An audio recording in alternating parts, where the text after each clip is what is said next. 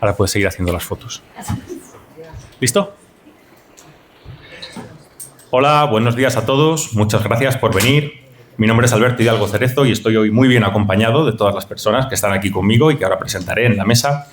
Y hoy es la jornada inaugural de un proyecto muy bonito y muy ilusionante sobre derecho de la Unión Europea, en particular el derecho de consumo.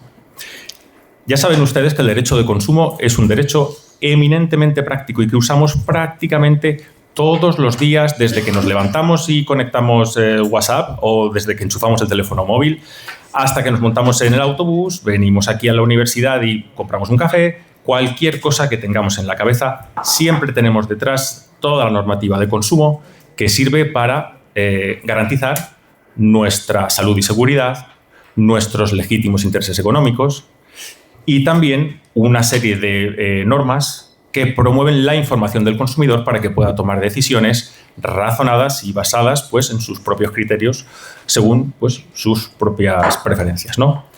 Muy bien, este proyecto, Jean Monnet, es un proyecto que durará 3 años y que incluye docencia e investigación. Vamos a hacer una pequeña introducción de la mesa e iremos desarrollando esta primera jornada inaugural que será subida a YouTube. Vamos a empezar presentando a la derecha del todo a la profesora Rosa Medina, que es profesora del Departamento de Derecho Privado y es miembro nato del proyecto, es profesora e investigadora. Ya ha contribuido al proyecto con la elaboración del capítulo para la obra colectiva que se publicará este año sobre las novedades del derecho de consumo en la década de 2020. Y hoy tendrá una ponencia sobre precisamente ese tema, los contratos de financiación realizados a distancia. A su izquierda tenemos a Begoña Fernández González, que es la directora del grado en Derecho. La conocen ustedes sobradamente. Es una persona muy querida para mí. Además, muchas gracias por todo, Begoña, siempre. Y va a estar aquí también como miembro, lógicamente, del equipo y además en calidad de directora del grado, ¿no? A mi derecha tengo a mi querido amigo también, Alfonso Martínez Echevarría, que es decano de la Facultad de Derecho. Todos le conocen también. Muchas gracias por venir. Sé que es muy difícil en tu apretada agenda poder acudir a esta clase de eventos, pero agradezco mucho tu asistencia, que le da porte y solemnidad, ¿no? a este acto. A mi izquierda tengo a María Gil Drake, que también es profesora del Departamento de Derecho Privado y que nos va a hablar hoy sobre los contratos digitales de la Directiva 2019-770, muchos de los que hacemos día a día, sobre contenidos y sobre servicios digitales. Es decir, esto incluye Spotify, Netflix, Disney+, todo lo que ustedes tengan en mente.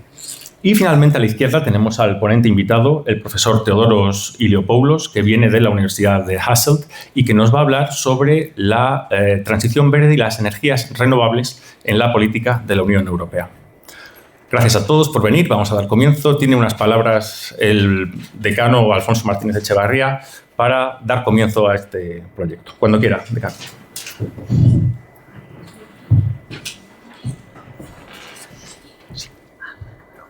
Muchas gracias, Alberto. Buenos días a todos. Enhorabuena.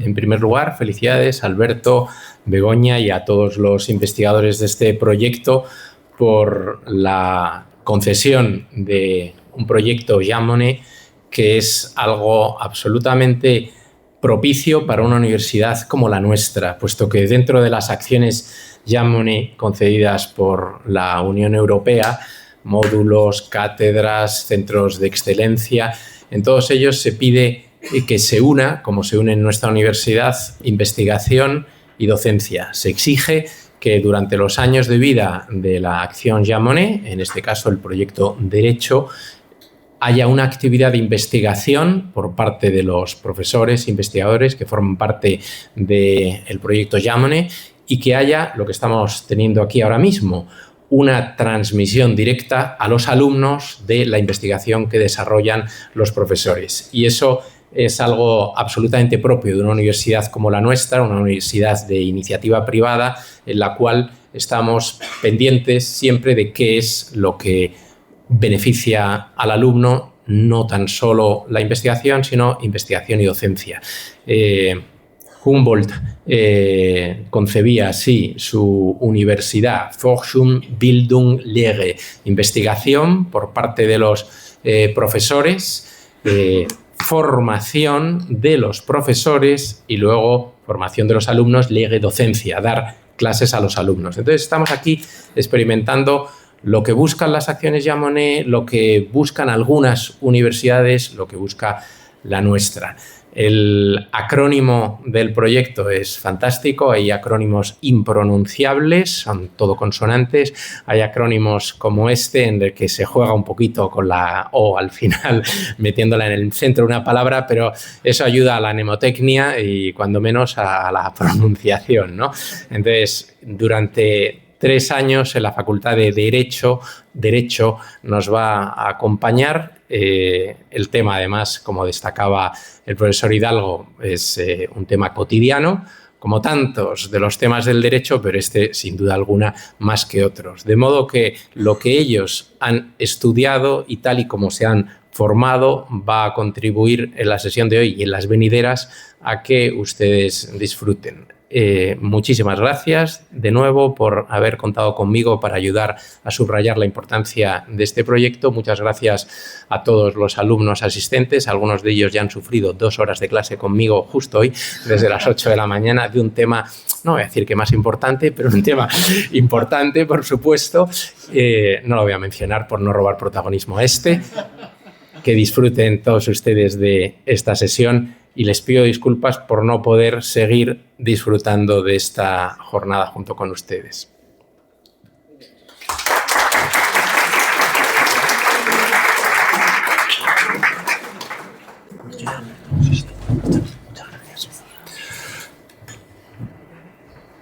Muchas gracias, señor decano, por su introducción. Es un placer tenerle. Y a continuación tiene la palabra Begoña Fernández González, directora del grado en Derecho.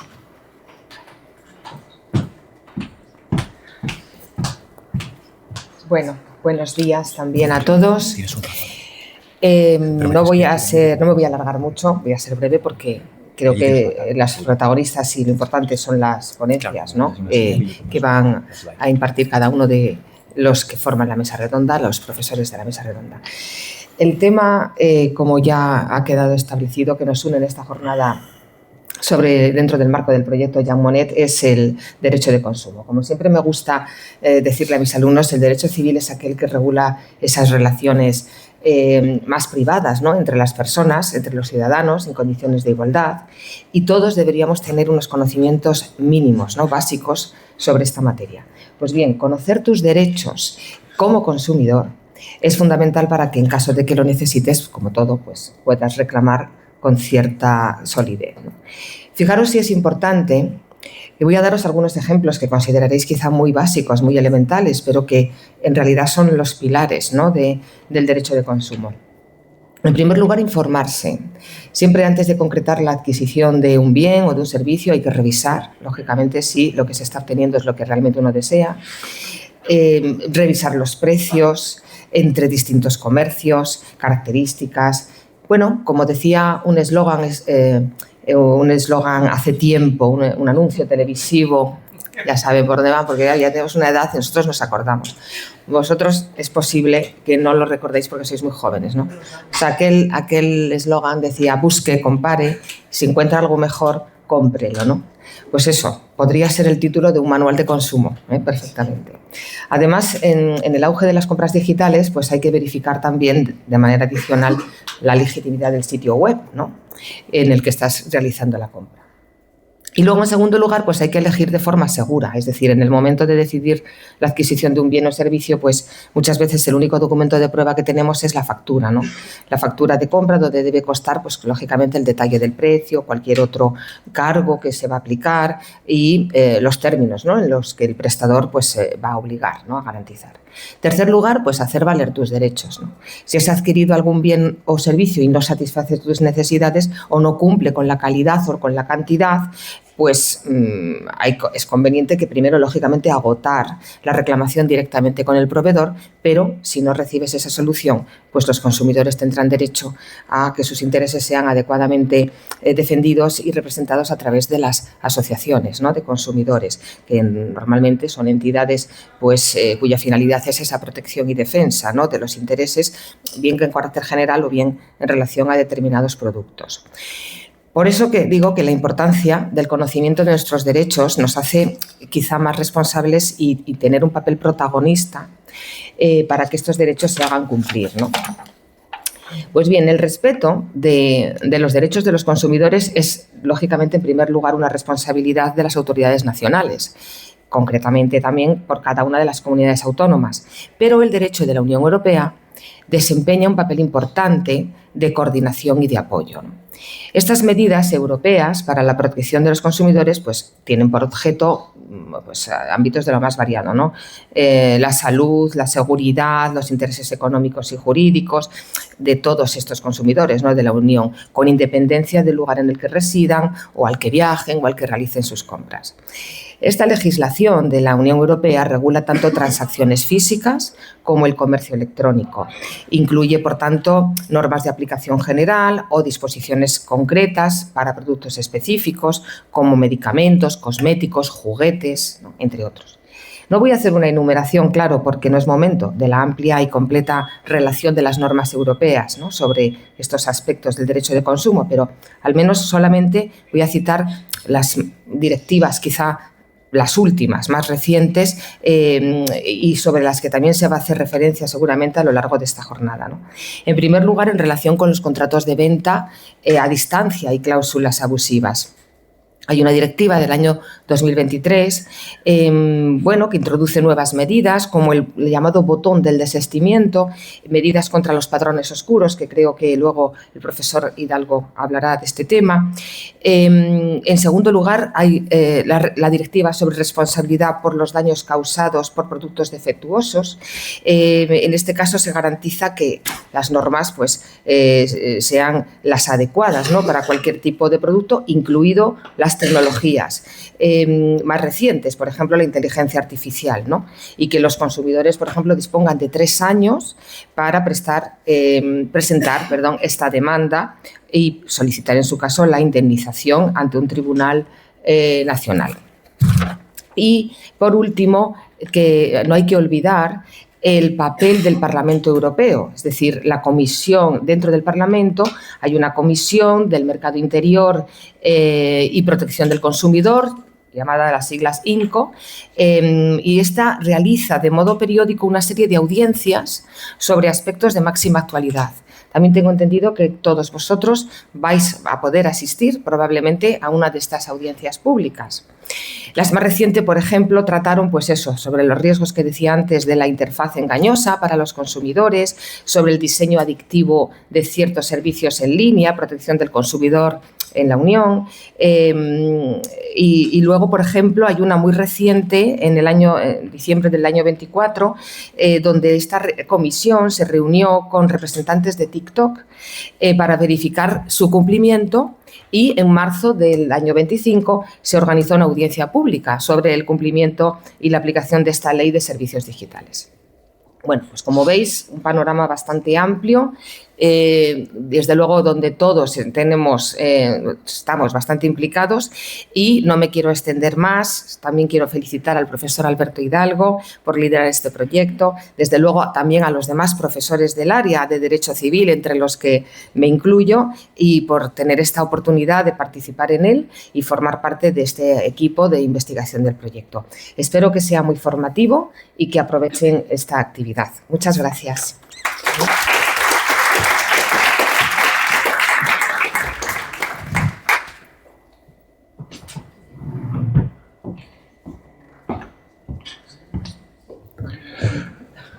Muy bien, muchas gracias, querida Begoña.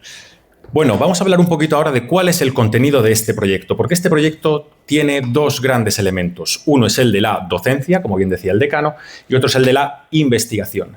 Esta clase de proyectos están financiados por la Comisión Europea y por el programa Erasmus. Eso quiere decir que la docencia y la investigación que se realiza aquí están en la vanguardia de la Unión Europea.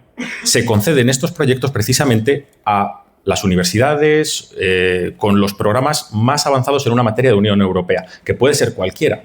En nuestro caso es el derecho de consumo. Como ya hemos estudiado durante estas primeras semanas de curso, el derecho de consumo prácticamente viene todo desde la Unión Europea sobre todo mediante directivas, pero también con algunos reglamentos que se pueden aplicar. Necesitaré que pasemos por ahí unas slides. Eso es. Vamos a pasar a la primera slide. Muy bien. Contenido y temática. Vamos a hablar de qué es lo que vamos a hacer durante estos 3 años. En este caso, a vosotros os ocupa solamente este primer curso, aunque luego verán que tienen oportunidad de continuar formando parte del proyecto. Luego vamos a hablar sobre la gran estrella de este curso, que es la participación en la consulta pública sobre la futura directiva de Digital Fairness, que se está traduciendo por ahora como equidad digital y quizás no es el mejor término, ¿no? Por lo que nos dice el artículo 3 sobre la equidad. Entonces, bueno, tendremos que seguir investigando sobre eso. Y luego, finalmente, hablaremos de los certificados que podéis obtener gracias a vuestra participación activa en este proyecto. Vamos a pasar una página. Muy bien, empecemos con la generación de conocimiento.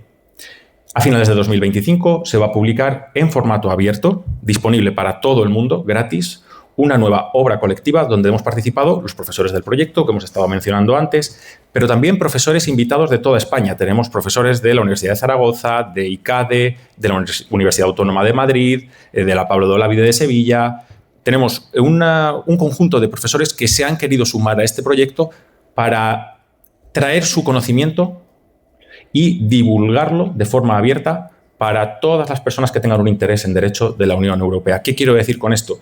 Este proyecto es capaz de atraer a los mejores profesores de España en materia de derecho de consumo y eso se va a reflejar, si Dios quiere, si todo va bien, en futuras sesiones como esta que tendremos en este mismo horario, donde podremos traer ponentes nacionales y extranjeros que nos aportarán su visión del derecho de consumo pues, desde diversas ópticas.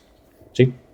Aparte, tenemos 6 artículos en formato abierto. La clase de artículo que luego se cita en el TFG, que te piden bibliografía, pues esa clase de bibliografía.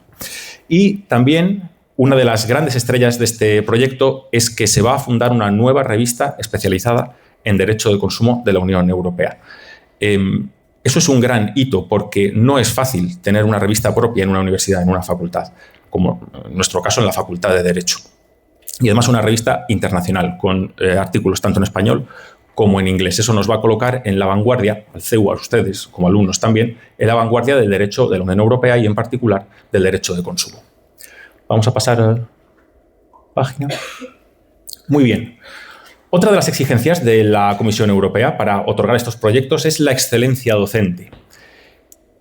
La Comisión Europea persigue, primero, que tengamos estudiantes con un elevado nivel técnico-jurídico. Segundo, que tengan un gran conocimiento de derecho de la Unión Europea. Y esto se va a reflejar no solo en el estudio de esas nuevas directivas, nuevos reglamentos, de hablar de patrones oscuros, patrones adictivos, de contratos digitales, redes sociales y cosas que se van a ir hablando sobre todo cuando ya tengan ustedes una base de derecho de consumo. Este primer mes es sobre todo para coger la base y luego ya podremos ir a lo avanzado.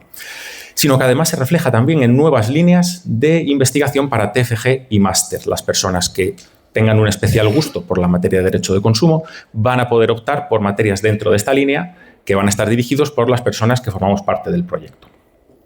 Formamos parte del proyecto no solo las personas que estamos aquí, sino que también quiero hacer mención a otras profesoras que por diversas circunstancias no han podido estar aquí, como la vicedecana de profesores Geraldine Betancourt, que posiblemente llegue a última hora, como la profesora Carmen Florit, que está de baja, pero volverá para participar, Verónica Valderrey, que ahora mismo está en el edificio de máster, yo creo, y la profesora Emanuela Morotti de la Universidad de Padua, que también vendrá posiblemente en noviembre para hablarnos sobre una serie de cuestiones donde se juntan el derecho de consumo, pero también la vulnerabilidad. Personas vulnerables, consumidores vulnerables.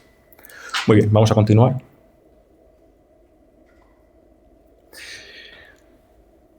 Nosotros vivimos en la Unión Europea y la Unión Europea es garante de una serie de valores que no necesariamente son los mismos valores que hay en otros lugares del mundo. Somos 8.000 millones de personas en el planeta y hay muy diversas culturas. No todas respetan los derechos humanos. Nosotros sí. Nosotros creemos en una serie de valores que están consagrados en el Tratado de la Unión Europea, el Tratado de Funcionamiento de la Unión Europea y la Carta de los Derechos Fundamentales de la Unión Europea. A nivel de derecho originario, en los 3 textos encontramos menciones a la protección de los consumidores. Porque recuerden algo, amigos míos, es prácticamente imposible hoy en día ser ciudadano sin ser consumidor. Todos necesitamos acudir al mercado para adquirir bienes y servicios de primera necesidad o para simplemente desarrollar nuestra libre personalidad, ¿no? Elegimos un iPhone en lugar de un Android porque queremos tener Instagram con mejor calidad, ¿no? Por decir algo. Eso es una decisión que ustedes toman libremente como consumidores y que afecta a cómo ustedes proyectan su imagen personal, ¿no? Por decir algo. Entonces, esos valores de la Unión Europea tienen que permear a la sociedad civil, tienen que llegar. ¿Y cómo llegar? Pues yo creo que a día de hoy prácticamente las redes sociales son la forma más común de comunicación. Entonces la Unión Europea nos exige que diseminemos ese conocimiento que adquirimos a través de redes sociales, publicaciones en LinkedIn, Twitter y YouTube, como esta sesión que se está grabando hoy y las demás que vendrán y se grabarán. Vamos a continuar, por favor. ¿Cuáles son los temas? ¿Cómo podemos contribuir como ciudadanos de la Unión Europea a desarrollar este proyecto? Tenemos 3 grandes patas: transición verde, Agenda del Consumidor 2530 y la futura directiva sobre equidad digital o Digital Fairness. La transición verde, ya saben ustedes que no está siendo del todo fácil. Hoy tenemos al profesor Teodoros Iliopoulos que nos va a hablar sobre energías renovables y qué puede hacer el mercado único europeo para promover este tipo de energías renovables. La Agenda del Consumidor 2530 está por hacer, todavía no se ha publicado, pero va a ser lo que guíe las actuaciones de la Comisión Europea en los próximos 5 años. Y la futura directiva de Digital Fairness es un llamamiento a ustedes como ciudadanos del mundo, como ciudadanos de la Unión Europea. Una generación responsable, con valores, que tenga la oportunidad de tomar partido activamente, que tenga la oportunidad de participar y de ser escuchada donde importa. Vamos a continuar. Muy bien, la semana del 20 de octubre, todos los participantes del proyecto participaremos en la audiencia pública que ya está abierta y que se cierra justamente esa semana. Trabajaremos sobre el cuestionario de la Unión Europea. Las preguntas son muy concretas, no son a usted le gusta, a usted no le gusta. No. Las preguntas son muy concretas. Por favor, vamos a pasar slide. Un poquito más, por favor. Prácticas perjudiciales de los influencers en redes sociales. ¿Ustedes han encontrado alguna vez prácticas cuestionables de sus influencers de referencia en redes sociales? ¿O creen que está todo bien? ¿Se puede hacer algo? ¿Se puede regular? Bueno, pues existe un marketing desleal. ¿Y cómo lo vamos a combatir, no? Oye, vamos a continuar, por favor. En relación a los patrones oscuros, ¿se deben adoptar nuevas medidas? ¿Se han enfrentado ustedes alguna vez al FOMO? ¿Se han enfrentado ustedes al lenguaje ambiguo, a casillas premarcadas, a menús extraordinariamente escondidos, difíciles? ¿Les han pedido alguna vez una tarjeta de crédito para usar un servicio gratis y luego les han cobrado después porque se les ha olvidado quitar la tarjeta de crédito? Todo eso forma parte de los patrones oscuros. Vamos a seguir adelante.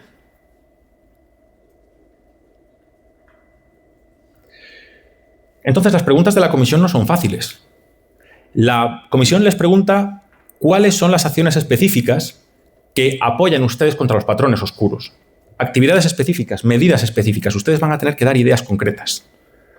Si las medidas son ya suficientes o si debemos publicar nuevas normativas. Vamos a pasar adelante. Y esto es solo un ejemplo de un cuestionario que es mucho más amplio y que trabajaremos con tiempo suficiente para poderlo responder luego en clase. Vamos a continuar un poquito más. Diseños adictivos, etcétera. Los diseños adictivos. ¿Alguien se ha visto alguna tarde mirando el móvil? Voy a mirar TikTok 5 minutos. Y luego han sido 50. Sí, ¿verdad que sí? Claro, y esos patrones adictivos, ¿no? Ese infinite scrolling que se llama, ¿debería estar desmarcado por defecto y que el consumidor lo pueda utilizar? ¿Debería estar prohibido radicalmente?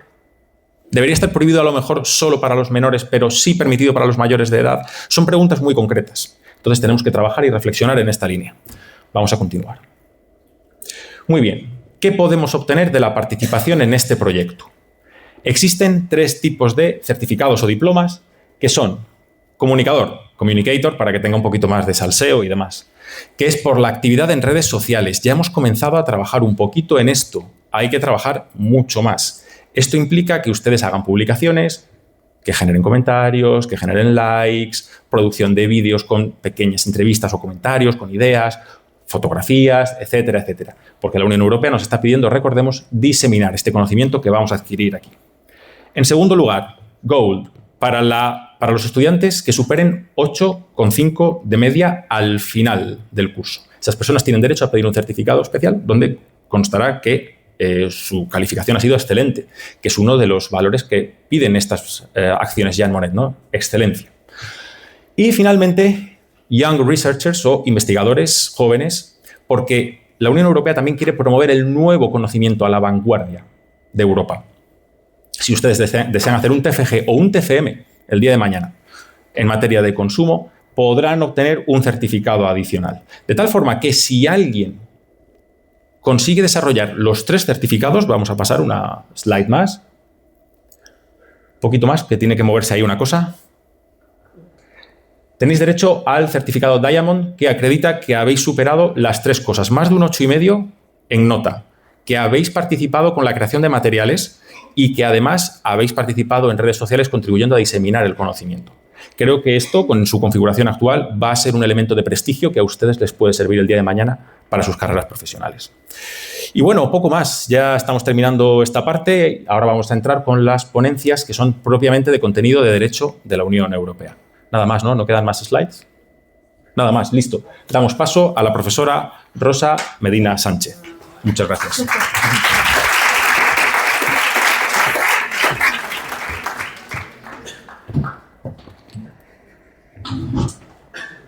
Bueno, como mis alumnos ya me conocen, saben de mi torpeza, ¿ahora qué tengo que hacer? Hablar. Ah, bueno, ¿quieres poner La presentación. Esto no se puede. Vale, ahora se lo bajo. Ahora lo bajo.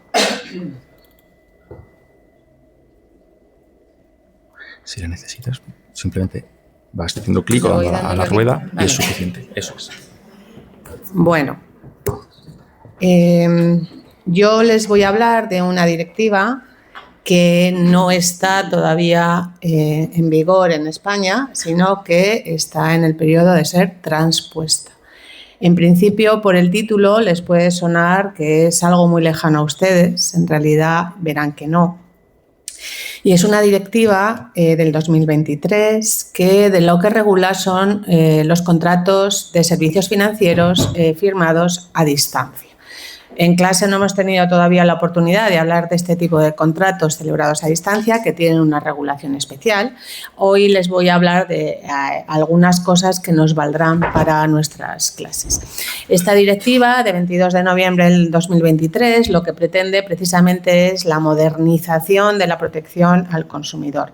Si ustedes se acercan a la directiva, a lo largo de todos los considerandos, habla una y otra vez de la necesidad de adaptarse a las nuevas tecnologías, incluso llega a decir a las futuras, ¿no? O sea, yo le doy, ¿no? Sí, tú me dices y yo te paso. Ah, pues por favor. Sí. Lo que ha previsto esta directiva es que debido a una digitalización muy acelerada, no solamente en el pasado, sino que se va a seguir produciendo, es necesario adaptar la normativa. ¿Y por qué es necesario adaptar la normativa? Cuando ustedes firman un contrato a distancia, no saben con quién están contratando en la mayoría de las ocasiones, no tienen a nadie que se lo explique, no perciben cuál es el producto. Y había una directiva que regulaba específicamente los contratos de servicios financieros firmados a distancia. Una directiva que se ha quedado absolutamente obsoleta precisamente por esa digitalización acelerada y porque además, unida a que había otra directiva sobre los contratos a distancia, en el 2011, hacía que el consumidor no supiera muy bien a qué atenerse. ¿Qué es lo que ha hecho esta directiva estrella de la charla de hoy del 2023? Pues intentar unir ambas regulaciones, con lo cual lo que hace es derogar la que regulaba los contratos de servicios financieros y modificar la que regulaba los contratos firmados a distancia para incluir una normativa completa, organizada jerárquicamente. ¿Puedes pasar, por favor? Bien, entonces, ¿a qué nos estamos refiriendo? Pues ya se lo he anticipado, nos estamos refiriendo a unos servicios financieros que son todos aquellos que se firman en el ámbito bancario, de crédito, de seguros, de pensión, de inversión o de pago. Lo primero que ha hecho esta directiva es ampliar el campo. ¿Ampliar el campo por qué? Pues porque la directiva está sumamente preocupada por estos contratos que firma un consumidor que muchas veces no sabe lo que está firmando. Los contratos de servicios financieros son contratos complejos que necesitan un cierto conocimiento que en muchísimas ocasiones no se tiene y se firma sin pensar. ¿Qué es lo que hace entonces la directiva? Pues lo primero que hace es ampliar el ámbito de aplicación y ya no habla de servicios bancarios, sino en el ámbito bancario, con lo cual amplía mucho más el número de contratos a los que está protegiendo con su normativa. Lo mismo ocurre con el término pensión personal. En las directivas anteriores se hablaba de pensión de jubilación. Aquí ya no, aquí se habla de pensión personal, con lo cual está ampliando también el marco de actuación. No vale con que sean servicios financieros. Si uno va al banco y el señor que está en la oficina te explica todo y lo firma, esta directiva no sería de aplicación. Solamente es en aquellos casos en los que yo estoy contratando a distancia. Y contratar a distancia significa que no hay una presencia física simultánea de las dos partes contratantes y que además se está utilizando un uso de unas técnicas de contratación telemáticas que están diseñadas por una de las partes, que es el empresario. ¿Puedes pasar, por favor? Lo que ha hecho entonces la directiva es a estos servicios, a estos contratos financieros firmados a distancia, voy a establecer toda una serie de protección que ayude al consumidor a poder entender de lo que está hablando.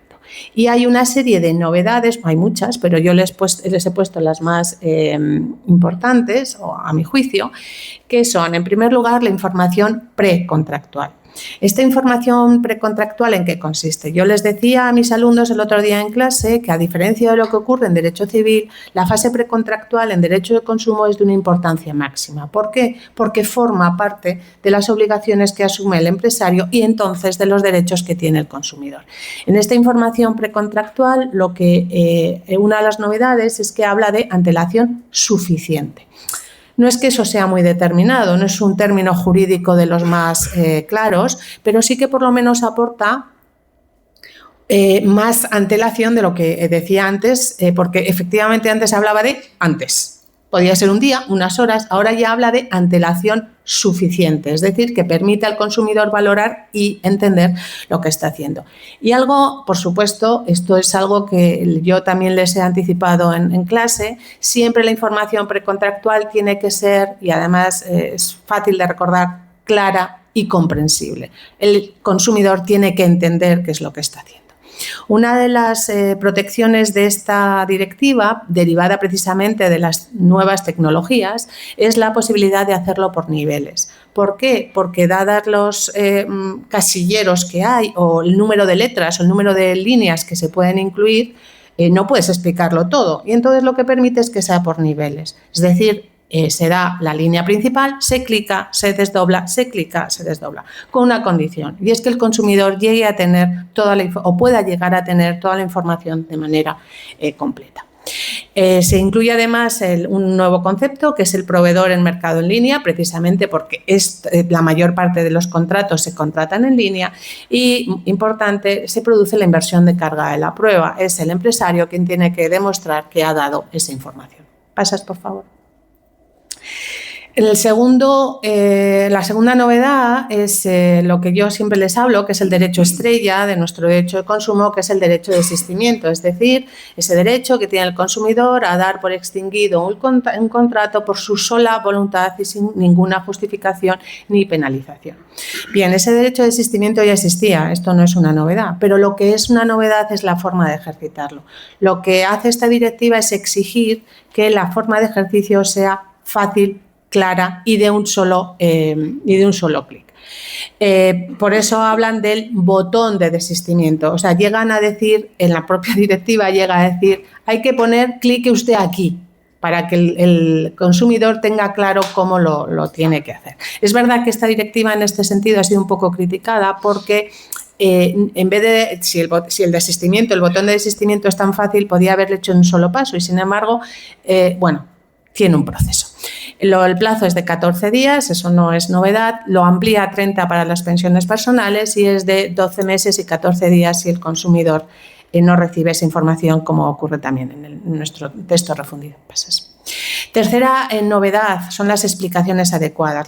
Insisto en que la directiva está muy preocupada con que el consumidor esté firmando algo que no sabe y lo que hace es incluir el derecho a pedir explicaciones adecuadas, distinto al derecho al asesoramiento. El derecho al asesoramiento es que el empresario te lo facilite, puede ser incluso cobrando. Las explicaciones adecuadas no. Las explicaciones adecuadas tienen que ser gratuitas y tienen que ser dadas al consumidor, facilitadas, para que él sea capaz de entender lo que está recibiendo, con lo cual nunca pueden consistir en una simple repetición o en un simple resumen, sino que tienen que hacer una explicación más detallada de lo que se ha venido diciendo en el contrato. ¿Pasas?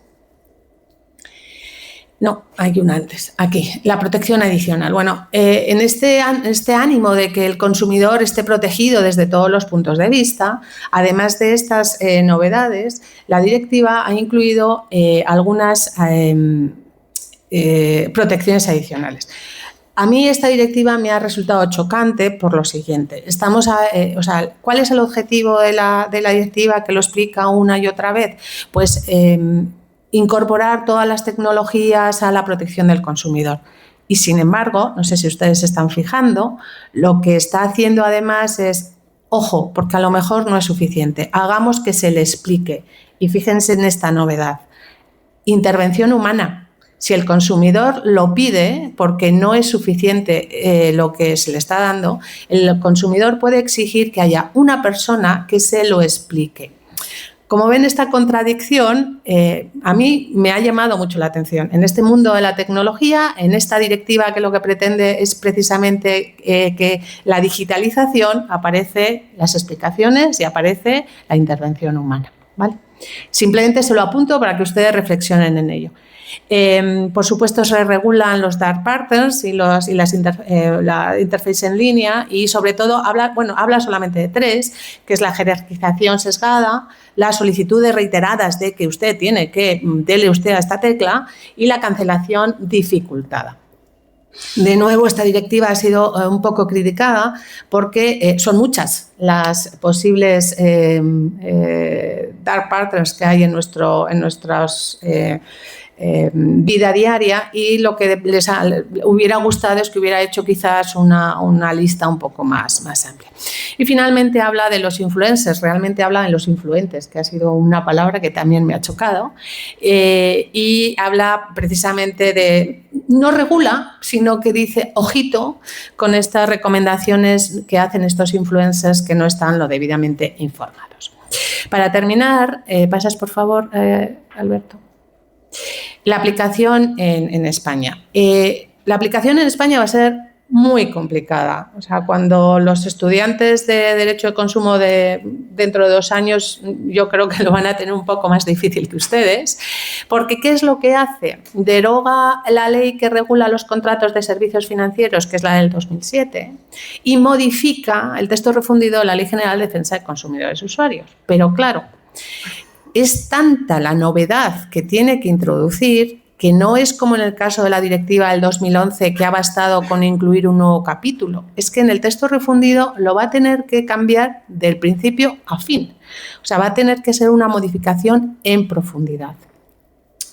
¿Cuándo lo tiene que hacer? Pues lo tiene que hacer antes de diciembre del 25, estamos ahí ya, ha habido una consulta pública, ahora les cuento una cosita solo para no extenderme demasiado, y la tenemos que aplicar antes del 19 de junio del 2026. Esto lo que está ahora en proceso de hacer, que es esta modificación del texto refundido, no es algo que sea automático, porque hay muchas cosas, muchos puntos sobre los que hay que decidir. De hecho, les animo a que ustedes se metan en la audiencia o la consulta, no audiencia, la consulta pública que han hecho sobre esta directiva con preguntas, las preguntas que se formulaban sobre si se incluía una modificación u otra. ¿Qué modificaciones puede haber? Pues algunas tan fáciles como, por ejemplo, cuando en nuestra regulación se dice en el texto refundido que cuando se hace un contrato por teléfono hay que darlo por escrito. La directiva no lo exige. ¿Qué vamos a hacer en el Estado español? ¿Vamos a exigirlo siguiendo el texto refundido o no lo vamos a hacer? Otra, que es más económica. En un contrato de seguros, ustedes firman un contrato de seguros, que es un contrato de servicios financieros, y tienen ustedes 14 días para desistir. Y durante esos 14 días, su contrato de seguro está en vigor. Si luego desisten, ¿qué hacemos con esos 14 días? ¿Los pagamos o pedimos la devolución? Bueno, pues esa será otra de las cuestiones en las que tenemos que esperar a cuál va a ser la modificación. Y yo creo que con esto, no sé si me he pasado o no me he pasado, ¿no? Está, bueno, como siempre. Muchas gracias y cualquier consulta que tengan, pues por supuesto a su disposición, sobre todo mis alumnos que me tienen más cerca.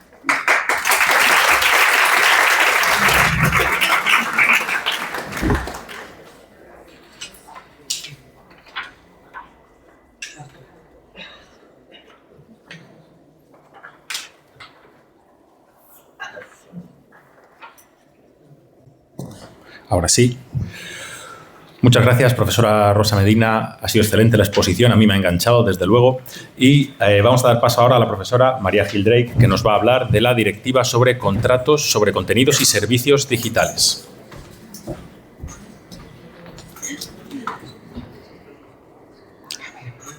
¿Este es el mío? Eso no. ¿El que está es el de rosa? ¿Doble clic? No, doble clic.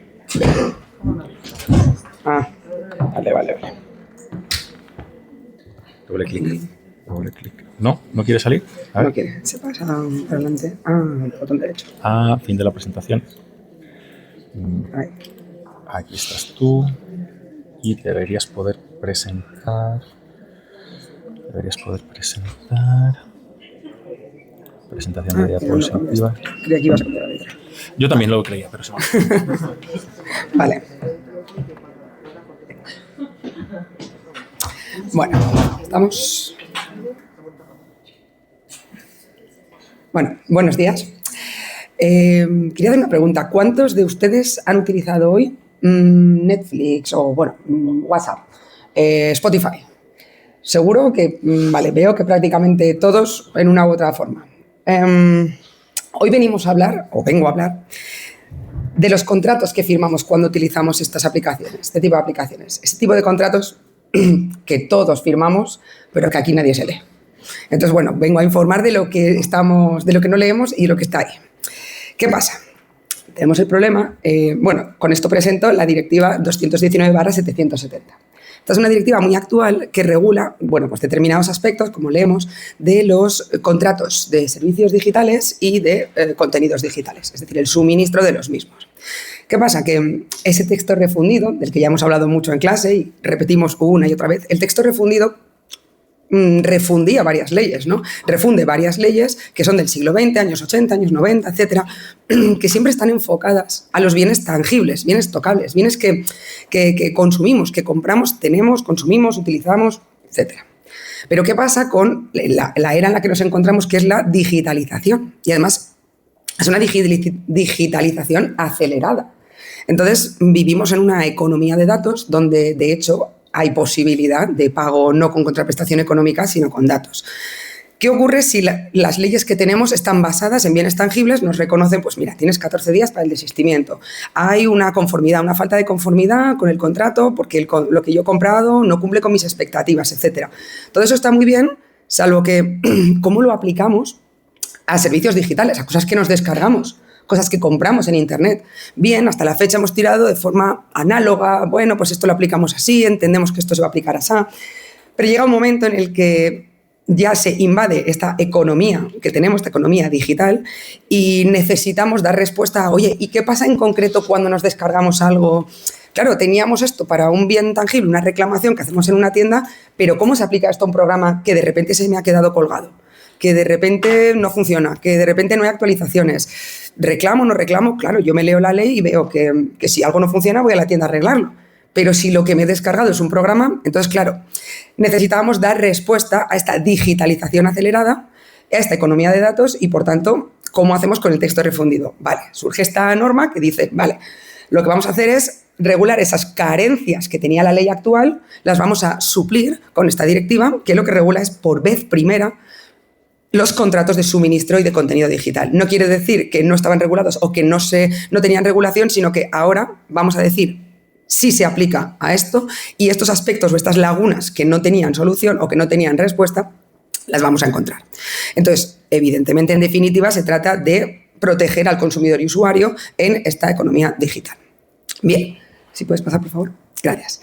Los principales problemas con los que se encontraba la normativa de consumidores con respecto a los contratos de servicio y de suministro digital las podemos catalogar en 4. La primera de ellas es clara, la falta de armonización. Todos los países no tienen la misma regulación. Estamos en la Unión Europea y cada uno de los Estados miembros pues tiene una regulación diferente. Esto da lugar a la inseguridad jurídica. Yo quiero comprar una cosa que me vende un señor que está en Alemania y realmente desconozco cómo es la legislación allí. Entonces, esto me crea inseguridad jurídica. Si me crea inseguridad jurídica, lo que va a hacer es darme una cierta desconfianza en el mercado, de suerte que yo ya no voy a querer comprar algo. Y si yo no quiero comprar algo, y esto se multiplica por millones y millones de consumidores, precisamente se frena esa economía de mercado que necesitamos, de mercado digital, que necesitamos empujar. Esta fragmentación jurídica de los diferentes países da lugar además a otro problema, y es una cosa que se llama costes de transacción. Los costes de transacción son el caso en el que una empresa, yo por ejemplo vendo aquí mis zapatos estupendamente que están fabricados en España en una tienda aquí o en varias tiendas que tengo aquí en España, y yo lo que quiero es ampliar mi mercado. Me quiero ir a Francia, me quiero ir a Alemania y quiero abrir allí mi tienda para vender mis estupendos zapatos. Claro, yo lo que tengo que hacer es invertir en cómo es la legislación en Francia, cómo es la legislación en Alemania, que no es la de Francia, además. Tengo que adaptar mis contratos a esa legislación. Tendré que contratar a un abogado, un asesor, lo que sea. Tendré que informarme y revisar legislativamente mis contratos y además tendré que redactarlos en sus idiomas. Luego, toda esa inversión que yo estoy haciendo como empresa, ya no solo el consumidor, es un coste, es una asunción de un importe que yo realmente debería estar destinándolo pues, a mejorar mi producto, a mejorar las actualizaciones, a I+D, etc. Y sin embargo, tengo que sufrir o tengo que afrontar ese gasto. Con respecto a la desconfianza que antes hablaba de que se ha producido en los consumidores, realmente el consumidor cuando compra en una web extranjera pues puede dudar, oye, pues ¿cuáles son mis derechos? ¿Tengo derecho a que haya actualizaciones? A lo mejor sí sé que en mi país tengo derecho a reclamar esto, pero ¿se lo puedo reclamar a una empresa que está llevando a cabo sus servicios desde otro Estado miembro de la Unión Europea? Tengo cierta desconfianza y esto paraliza el mercado, como antes mencionaba. Si además, si en vez de haber pagado con dinero, yo he pagado con datos, yo puedo reclamar, cuestión que que avanzo, pero que luego hablaré de ella. Y sobre todo había ciertas lagunas indiscutibles que lógicamente se iban a producir si el texto refundido o las leyes se basan en bienes tangibles. Y es, ¿hasta qué punto podemos reclamar actualizaciones? Yo tengo derecho a una actualización del software de una cosa que me haya descargado. ¿Cuántos años puedo reclamarlo? ¿Puedo reclamar 2 años? ¿Lo puedo reclamar 5, 10? ¿Puedo reclamarlo si lo que estoy pagando es con datos y no con dinero? Tengo derecho a la portabilidad de contenidos, la cual hablaré en última instancia. Y sobre todo, ¿qué mecanismos tengo para reclamar? Yo tengo miedo porque yo sé cómo reclamar en mi país, pero ¿cómo reclamo yo a este señor? ¿Quién es este señor? ¿Cuál es el procedimiento de reclamación? ¿Qué plazos tengo? Hay plazos distintos. Sabemos que tenemos unas directivas que establecen unos plazos, pero más allá de ello, hay países que establecen plazos mejores, plazos más amplios, y esa diferencia de plazos, en general, pues da lugar a una serie de problemas y de lagunas legales que tenemos que colmar y que de hecho hemos colmado con esta directiva. Por favor, antes de pasar, la directiva marca muy mucho una cosa que nosotros normalmente utilizamos como sinónimo: contenido digital y servicio digital. De hecho, el título es Contratos de servicios digitales y contenidos digitales. No es lo mismo, a pesar de que normalmente se utilice como sinónimo. Vamos a marcar solamente la pequeña diferencia que subraya la directiva. Un contenido digital no tiene la interacción constante entre el empresario y el consumidor. ¿Qué quiere esto decir?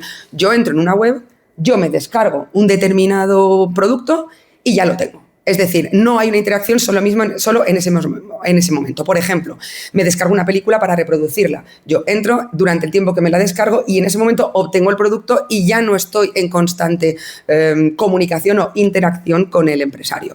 O me descargo un libro electrónico para leerlo en mi book, o, por ejemplo, un archivo MP3 de música, que me baje una canción. Eso es un contenido digital. No hay interacción entre empresario y consumidor. Sin embargo, en el servicio digital, como ahí vemos, sí que lo hay. Hay una interacción constante, se está manteniendo el servicio. Hay unas actualizaciones, me están dando el servicio constantemente. Y yo entro y durante el tiempo que yo entre para disfrutar de ese servicio digital, precisamente es el tiempo que estoy interactuando con el empresario. Ejemplos: todas las redes sociales. O, por ejemplo, servicios de streaming. Si yo entro en Spotify para escuchar música, yo no me estoy descargando la música.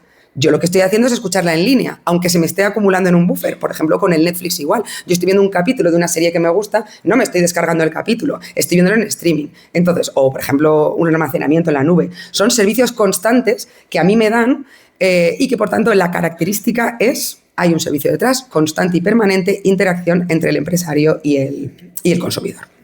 Vale, hay una posibilidad, solamente haré una breve referencia a la posibilidad de pagar con datos. Es decir, esto ya existía antes, pero se ha regulado por vez primera. ¿Qué ocurre cuando, en lugar de pagar con dinero, a mí lo que me están reclamando es pagar con datos? Esto es erróneamente llamado un contrato gratuito. Normalmente el consumidor dice: este contrato es gratuito. ¿Por qué? Porque yo no he pagado dinero. Y si yo no pago dinero, no, claro que hemos pagado. Hemos pagado con nuestros datos. Y creedme que a veces es muchísimo más importante y rentable para la empresa esos datos que le estamos dando en modo masa de consumidores, no solo uno, que los pequeños 10 o 20 euros que yo pague. ¿Quién no ha entrado en un diario digital? Cualquiera, prácticamente todos los diarios digitales, cuando queremos leer una noticia, nos dicen: si quieres leer la noticia, tienes que pagar o tienes que aceptar la política de cookies. Una de dos, no te doy otra. Si no aceptas la política de cookies, es decir, si no aceptas que nos vas a pagar en datos personales, entonces pagas y te suscribes. Te suscribes y pagas, pues, por ejemplo, en este caso, 36 al año. Si no, no lees la noticia. Es decir, o una u otra. Entonces, cabe la posibilidad de pagar con datos personales, pero también puede ser en las redes sociales como Instagram, como TikTok, como Facebook. Ahí estamos pagando. Créeme que estamos pagando, no es una web gratuita o no es una aplicación gratuita, estamos pagando con nuestros datos personales. El día que no queramos dar los datos, a lo mejor dejaremos de poder utilizar esta aplicación. Entonces, es posible, pero claro, aquí entra la duda. Yo he pagado con mis datos, considero que es un contrato gratuito. ¿Hasta qué punto puedo reclamar? ¿Yo puedo reclamar que no se está prestando bien el servicio en Facebook? Total, como no estoy pagando dinero, encima que me está saliendo gratis, pues yo no considero, o el consumidor no consideraba que tenía derecho a reclamar. ¿Hasta qué punto? Oye, mira, que es que se me ha caído la aplicación, o se ha caído esto y lo otro.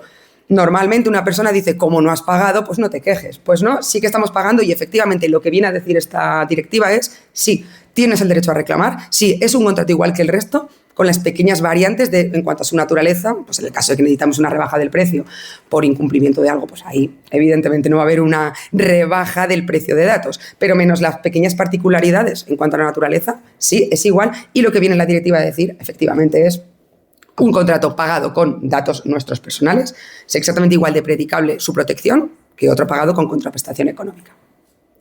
Los tres aspectos en los que se basa esta directiva son, en primer lugar, cómo hablamos o qué hacemos con respecto a la conformidad de los contenidos o suministro digital. Ya hemos dicho que el texto refundido estaba basado en bienes tangibles, con lo cual, hasta qué punto vamos a analizar lo que hemos comprado, nos lo hemos descargado y vamos a ver si es conforme a contrato.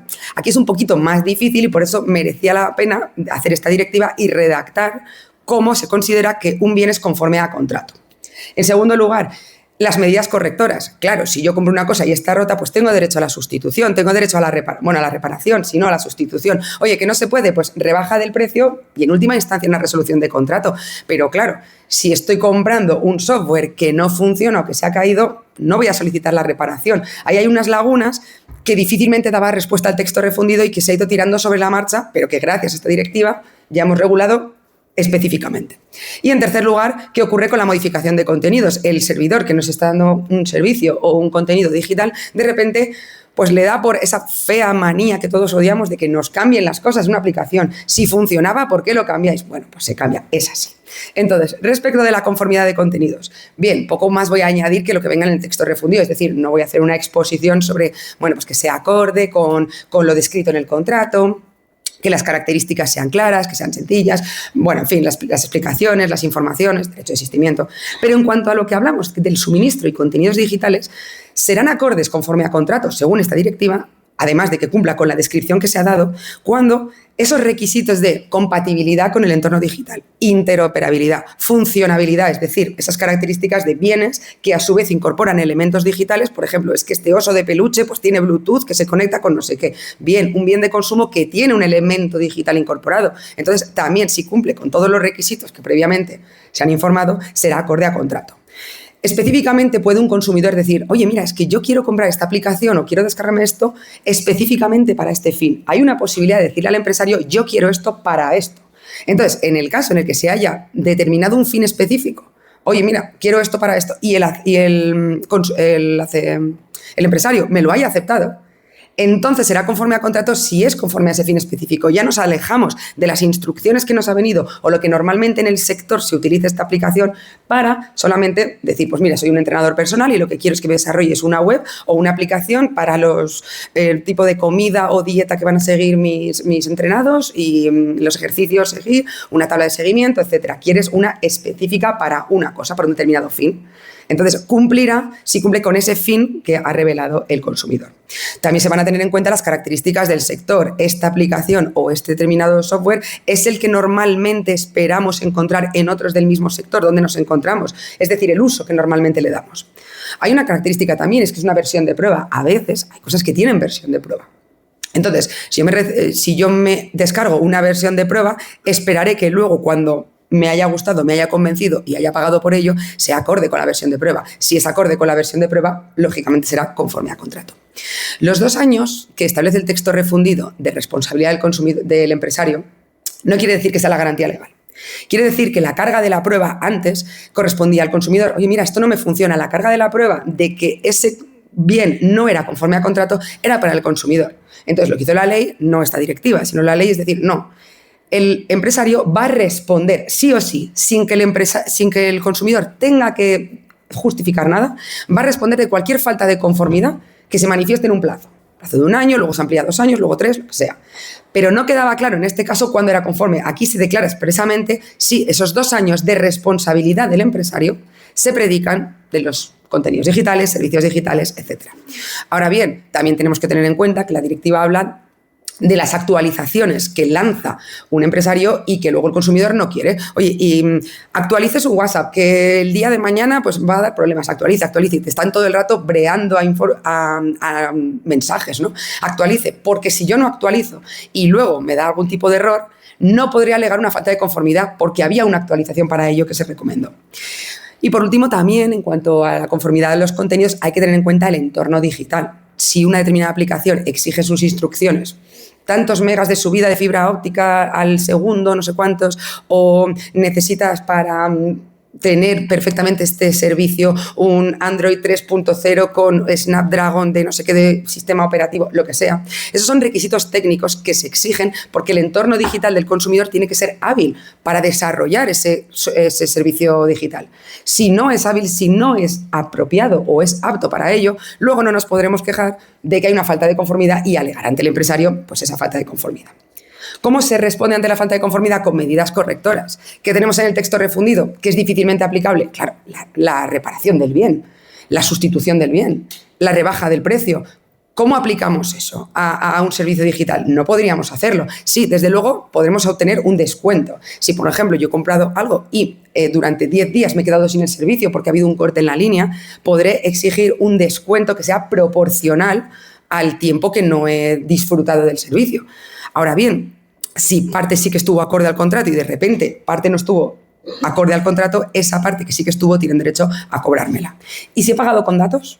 Y si he pagado con datos, ¿cómo puedo descontar? No se puede descontar. Yo he pagado con datos, no puedo obtener una rebaja de precio.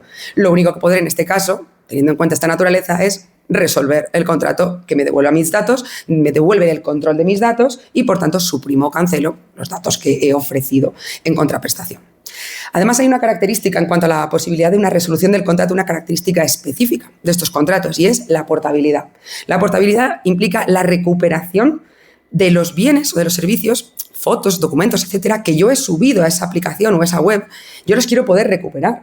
Y antaño, pues cerrabas a lo mejor una web social y perdías todas tus fotos. ¿O dónde quedaban? ¿Quién las tiene? Cuando se cierre, yo qué sé, aplicaciones anteriores, que no lo voy a decir porque me van a llamar vieja, pero antes del Facebook había una cosa que se llamaba 20. Bueno, pues cuando cerró, todas esas fotos desaparecieron. ¿Dónde están? ¿Teníamos derecho a recuperarlas? Sí, ahora se regula expresamente, tienes derecho a la portabilidad. Lo reclamas y entonces, en un plazo razonable, te lo darán siempre en un formato que se lea, vaya, no cosas encriptadas. Bien, entonces, cuando hay una resolución, hay la posibilidad de portabilidad y, sobre todo, se reconoce o se establece la prohibición del consumidor de ceder a terceros esos bienes que ha obtenido a consecuencia del software o esos bienes o esa...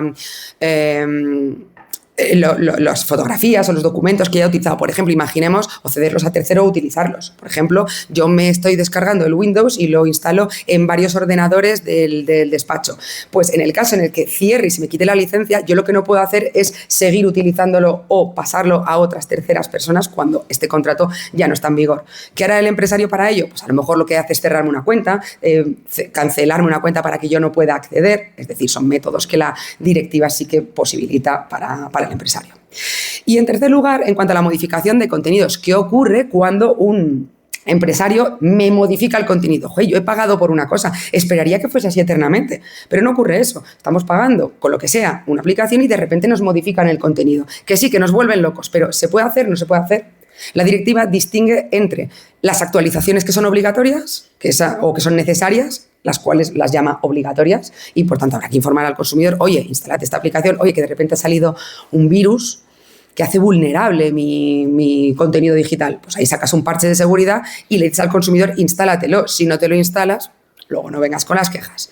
Pero ¿qué pasa si hacemos modificaciones más allá de las necesarias? Esas de estoy mejorando el servicio, estoy incluyendo nuevos servicios. ¿Hasta qué punto están mejorando? En principio, esas modificaciones son para mejorar. Pero claro, si esto afecta o perjudica gravemente al consumidor, el consumidor tiene que tener derecho a poder resolver el contrato. Oye, mira, me has cambiado esto y ya no me interesa. Entonces, lo que piensa o lo que establece la directiva es, primero, que evidentemente estas actualizaciones estén previstas en el contrato y que le hayas informado. Pero sobre todo habla de una frase que es que el impacto, que no implique un impacto negativo significativo. Es decir, ese cambio tiene suficiente entidad como para decir yo ya no quiero esto. A lo mejor para una persona sí, mira, es que yo solo quiero el Netflix porque me encantaba modificar los contenidos digitales infantiles con el perfil infantil y yo tenía un control del contenido. Y ahora con la nueva modificación me lo han quitado. O ahora es que en Spotify no se pueden compartir listas de reproducción o escuchar música fuera de línea. Y precisamente a mí eso es lo que me interesaba. Y me lo cambian porque estas mejoras, no sé qué, y de repente suprimen el servicio. Entonces, en ese caso sí que sería un impacto negativo, significativo para mi persona. De suerte que ya no me interesa, quiero resolver y si he pagado algo por adelantado, que se me devuelva. Esto evidentemente no aplica a los supuestos en los que te dejan utilizar la versión anterior. ¿Cuántas veces hemos dicho, descárguese, o hemos leído, descárguese la nueva aplicación tal, pero yo quiero usar la versión antigua porque me gustaba más, porque estaba todo más claro, porque tenía todo en su sitio, mi biblioteca, mis cosas guardadas, mis favoritos, y yo ya me había hecho a esa aplicación. Entonces, en ese caso, no habrá derecho a resolución del contrato porque me da la posibilidad de mantenerme con la versión anterior. No obstante, si no es significativo, pero aún así a mí me molesta mucho, pues mira, no me gusta como han hecho ahora con Instagram porque me lo han cambiado, ya no encuentro nada, pero las funciones ahí siguen, entonces no podremos resolver. Consejo, ponernos una nota en la agenda, no renueves cuando te toque una prórroga de contrato, pues ya si no te interesa, buscas otra, pero es lo que hay siempre y cuando no sea significativo. En definitiva, ya con esto termino, en definitiva es un primer paso donde se ha regulado por vez primera este tipo de contratos. Pero no nos equivoquemos, no hemos terminado con esto, es solo un primer paso de muchísimas directivas que tienen que venir a continuar a adaptar lo que acabamos de decir. Está bien como primer paso, pero, por ejemplo, retos futuros. ¿Qué ocurre con la obsolescencia programada? Tengo un móvil y tiene un soporte de 2 años. A los 2 años dejan de darme soporte. ¿Tengo derecho a exigir? ¿No tengo derecho a exigir? Es que han sacado un nuevo modelo y ya no me dan soporte para mi antigua versión.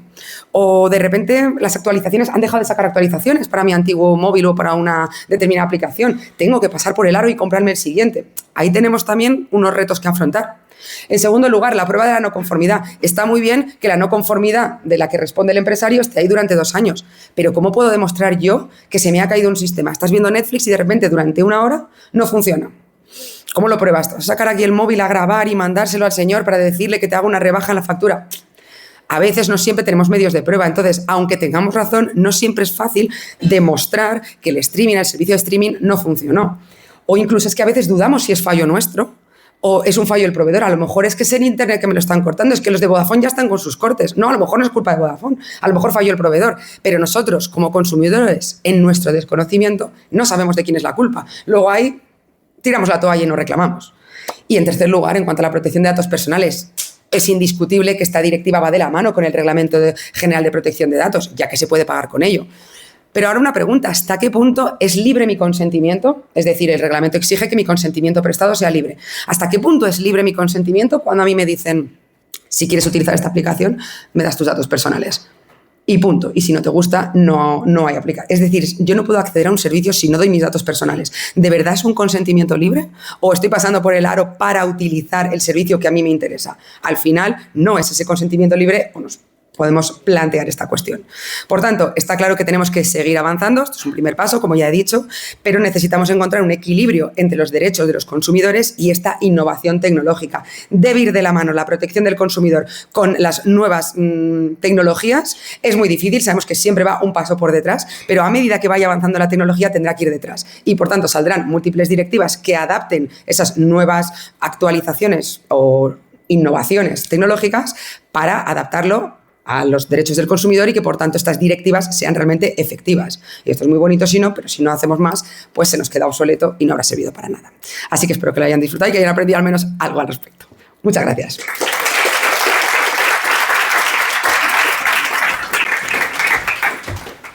Muchas gracias, profesora Gildrake. Vamos para allá.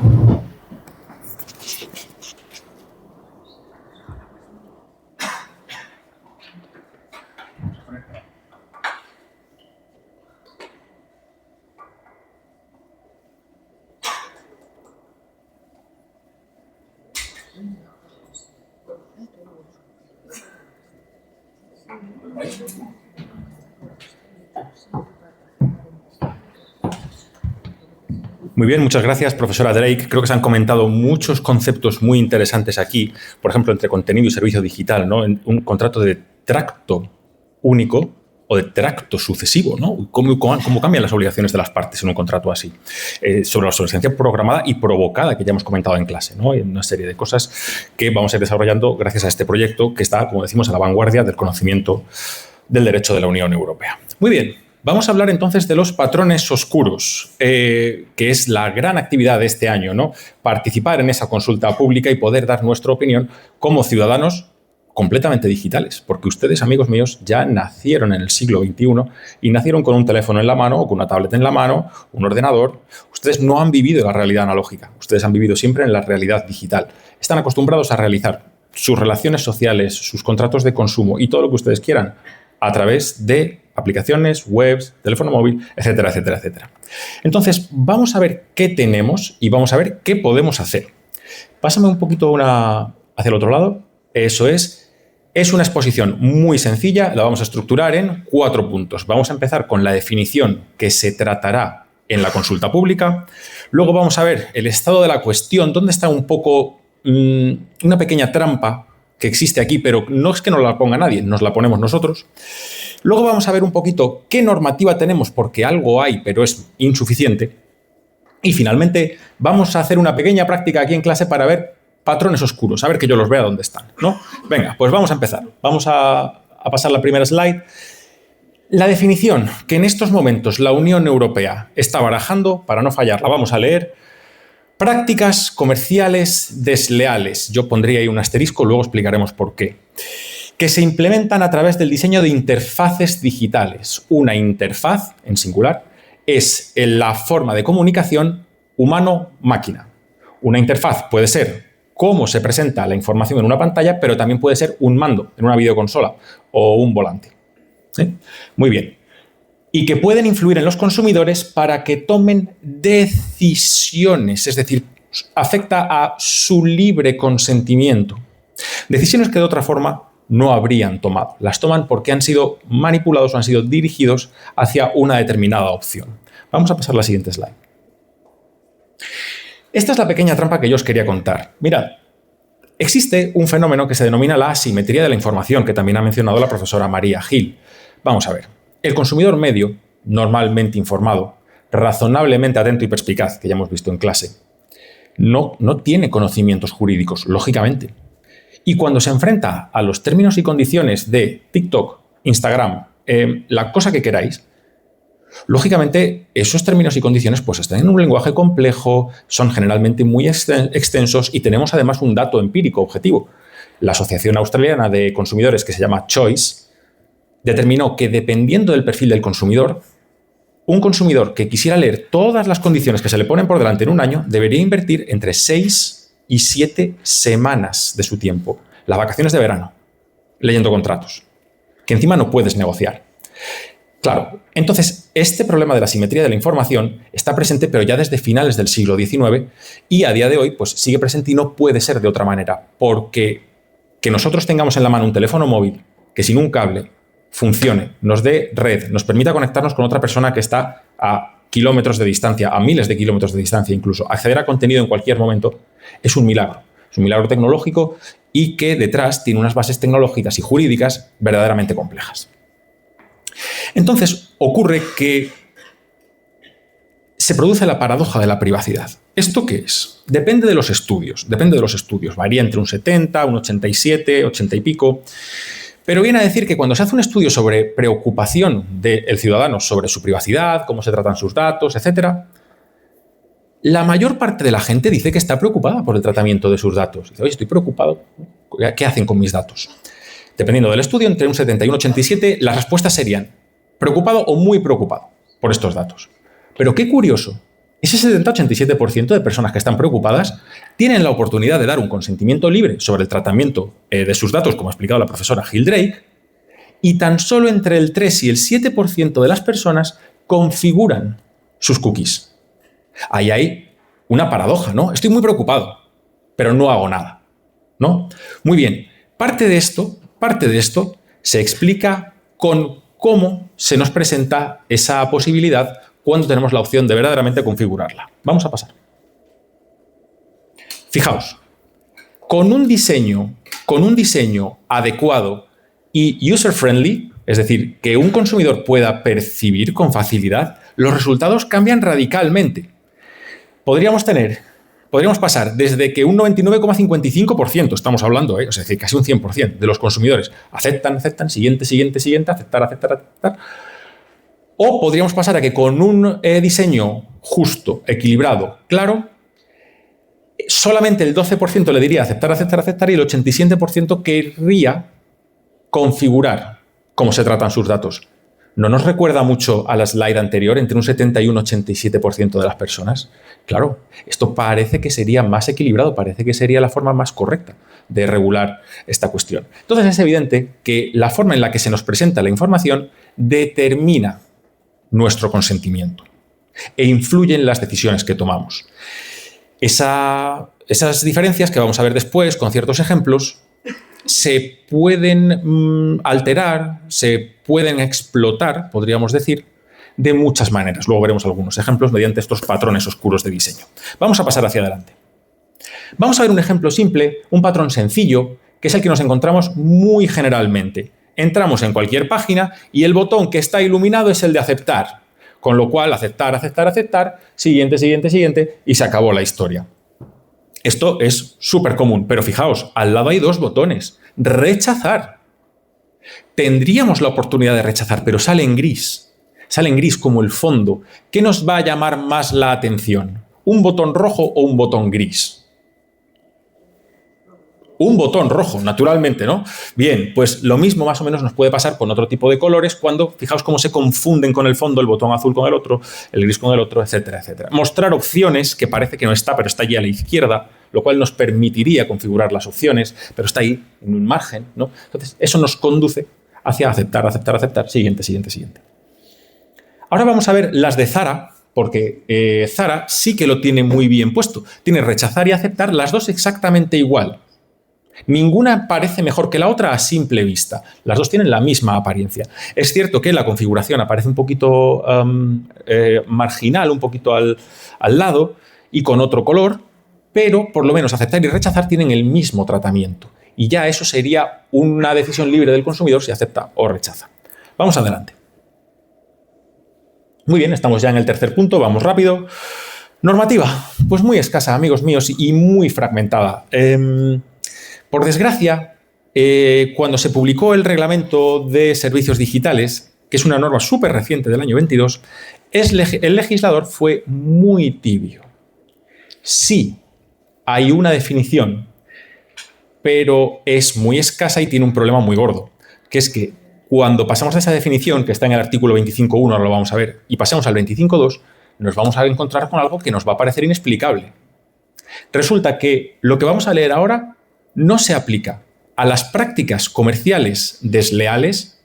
Vaya por Dios, no hemos dicho que los intereses los legítimos intereses económicos de los consumidores y el derecho a la información son derechos básicos.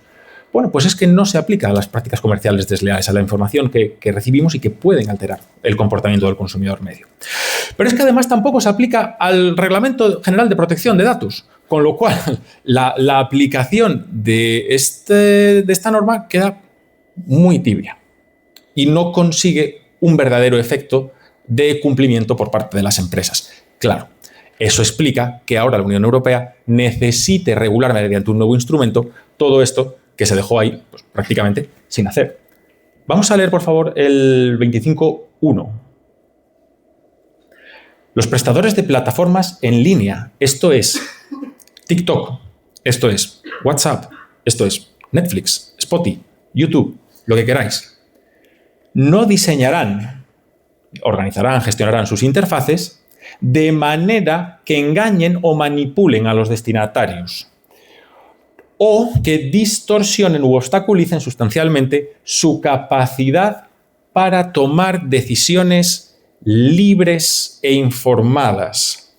Vamos a ver a continuación cómo nos van llevando utilizando sesgos que son cognitivos, hacia prácticas que sí obstaculizan nuestro libre consentimiento. Ya hemos visto esta y ahora vamos a ver algunas más. Vamos a pasar adelante, por favor. Muy rápidamente, cuando se publique o cuando se empieza a trabajar en la Digital Fairness Directive, desde luego hay que tener claro una cosa. La Carta de los Derechos Fundamentales de la Unión Europea, que después de la reforma del Tratado de Lisboa, artículo 6.1 del TFUE, tiene el mismo rango que el Tratado de la Unión y el Tratado de Funcionamiento, determina que las políticas de la Unión Europea garantizarán un elevado nivel de protección. Por consiguiente, la directiva solo puede tener un cariz inmensamente protector para el consumidor. Vamos a continuar. Bueno, vamos a ver esos patrones oscuros entonces. Vamos a ver el primer ejemplo. Queremos desactivar nuestra cuenta en una red social y tenemos dos botones. ¿En cuál van a pulsar ustedes? Verde, blanco, tenemos un poco de los dos, pero ¿sabéis lo que está ocurriendo? Que si le dais al botón verde, que es el que está bien marcado, y tú has dicho que quieres desactivar tu cuenta, has hecho un clic para desactivar tu cuenta, y te ponen el verde, cuando vemos un semáforo verde, interpretamos que vamos hacia adelante, ¿no? Que podemos pasar. Si yo vengo haciendo clics para desactivar una cuenta y me ofrecen un botón verde, pues lo normal es que el verde va a terminar con esa acción. Pues resulta que no. El botón verde nos va a devolver atrás y no se va a desactivar la cuenta. Es lo contrario de lo que uno pensaría. Y sin embargo, la desactivación de la cuenta aparece en gris, como el fondo. Vaya por Dios. No sé si yo me explico. ¿Se entiende esto? Vale, vamos a continuar, por favor. Confirm shaming. Esta es un patrón oscuro que es muy curioso. ¿Qué sentimiento tienen ustedes o cómo afrontan la culpa cuando les hacen sentir mal? ¿A que no es un sentimiento agradable? Vale. El patrón oscuro de confirmación con culpa o confirm shaming lo que hace es ofrecernos dos opciones. Sí, quiero contratar, o no, y nos ofrece una opción que apela a nuestro sentimiento de culpa. Por ejemplo, si yo me suscribo a este newsletter, obtengo un 30% de descuento. Eso es fantástico. Tengo que entregar, lógicamente, mi dirección de correo electrónico. Y si no la quiero entregar, la opción que me da no es no gracias, es no gracias. Prefiero pagar el precio completo. Entonces nos están tratando como si fuéramos un poco cortos, ¿no? Por decirlo así. Vamos a continuar. ¿Quién tiene perro aquí, por favor? Que levante la mano. ¿Quién tiene perro? ¿Quién tiene perro? ¿Y ustedes quieren a su perro? Claro que sí, ¿verdad que sí? Bueno, esto sería fantástico, ¿no? Ya me gustaría a mí que mi perro fuera así de feliz y entender lo que quiere mi perro, ¿no? ¿Quieres entender a tu perro? Pues suscríbete. Y fijaos la opción de no. Fijaos la opción del no. Dice, no quiero entender a mi perro. Pero hombre, ¿qué persona que tiene un animal y que quiere a su perro no querría entender a su perro? Entendemos el patrón que se encuentra aquí, el de hacernos sentir mal. No, yo no quiero entender a mi perro, no es verdad. Yo adoro a mi perro, ¿no? Y lo quiero entender. Yo no tengo perro, pero entiendo el sentimiento, ¿no? Vamos a continuar, por favor. Textos tricky, ¿no? O que llevan a engaño. Dice, mirad, Sky podrá contactarles a ustedes sobre productos y servicios que usted pueda querer. Salvo que clique para salirse. Entonces, yo me pregunto, el clic me va a llevar... O sea, si yo estoy aceptando, ¿estoy saliendo? O si estoy aceptando, es que me quedo como estoy y quiero continuar así. Textos que no son del todo claros. No sé si me llevan al sí o si me llevan al no. Vamos a continuar. Infinite scrolling. Ahora sí que sienten ustedes la culpa, ¿no? De cuando están ahí viendo los shorts de YouTube o cuando están viendo los vídeos de TikTok y se pasa la tarde, y se pasa la tarde, y se pasa la tarde. Hay gente que cuando llega la época de exámenes se quita TikTok. Porque el infinite scrolling es un patrón. Un patrón en el que el contenido no se acaba nunca y el contenido que se les ofrece a ustedes es seleccionado algorítmicamente de acuerdo a sus gustos. Mientras más tiempo pasan consumiendo la plataforma, menos tiempo están consumiendo otros servicios de la competencia. No sé si yo me explico. Con lo cual pueden atraer a más de ustedes y tenerles más enganchados. Vamos a continuar porque esto tiene una versión aún peor. Doom scrolling. El doom scrolling además se aprovecha de una vulnerabilidad que es el sensacionalismo. Nos llaman la atención el salseo, nos llama la atención las cosas que son alarmantes, el escándalo, ¿no? La isla de las tentaciones. ¿No? ¿No es la isla de las tentaciones? ¿Cómo se llama? Es la isla de las tentaciones, madre mía, ¿no? Tal y cual. Entonces, el ser humano tiene un sesgo cognitivo que le acerca hacia esas noticias tan sorpresivas, ¿no? Por decirlo así. Pero eso puede afectar, señores míos, este patrón oscuro puede afectar a nuestra salud mental. Por favor, vamos a pasar a la siguiente slide.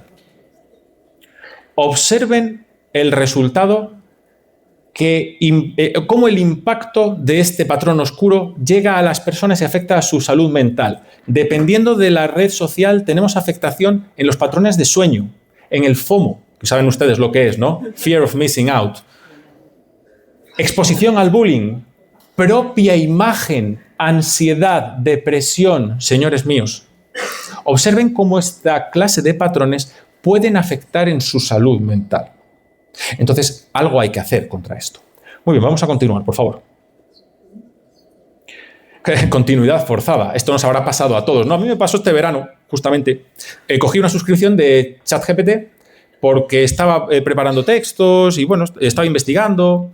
Y luego la verdad es que no me satisface nada, pero lo pagué. ¿Qué ocurrió? Que se me olvidó desconectarlo.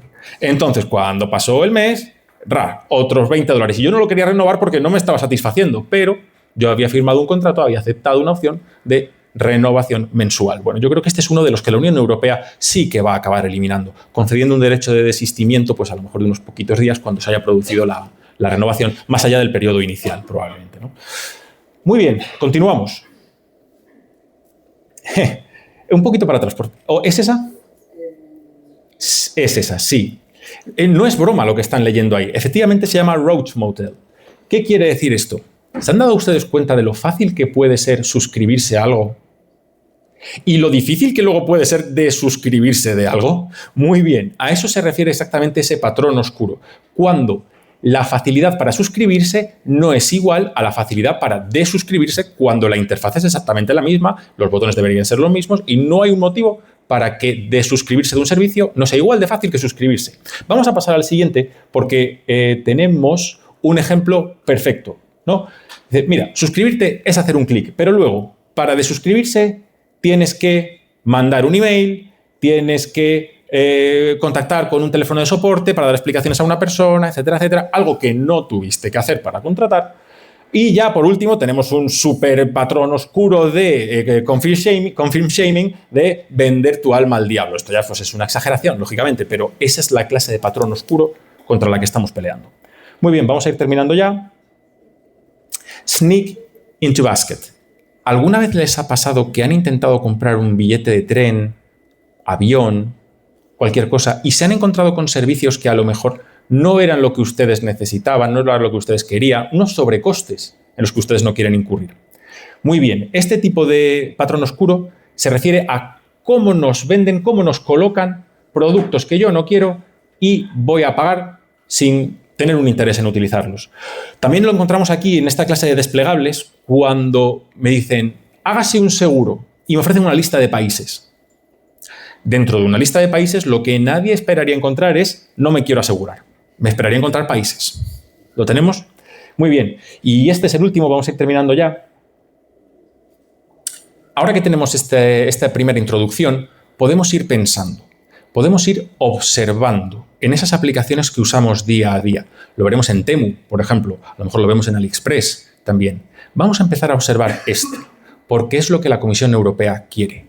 Escucharles a ustedes, que den su opinión, qué es lo que ustedes ven mal y cómo se puede corregir. Así que yo les invito a que disfruten de este proyecto, disfruten de esta clase y disfruten de la oportunidad. La oportunidad de recibir una formación a la vanguardia de la Unión Europea y de ser escuchados donde realmente importa, que es en las instituciones. Muchas gracias.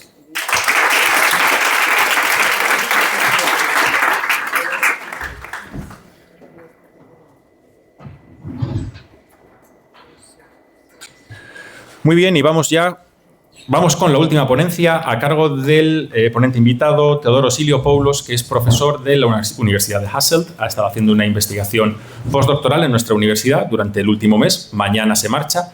Y nos va a hablar de un tema hiperespecializado, transición verde y energías renovables. Uno de los grandes retos de nuestra sociedad es dejar a las generaciones venideras un planeta habitable y un lugar mejor, si es posible. Así que, profesor Theodoros, you've got the stage, whenever you want. Muchas gracias. ¿Voy a necesitar poco ayuda con eso? Sí. Voy.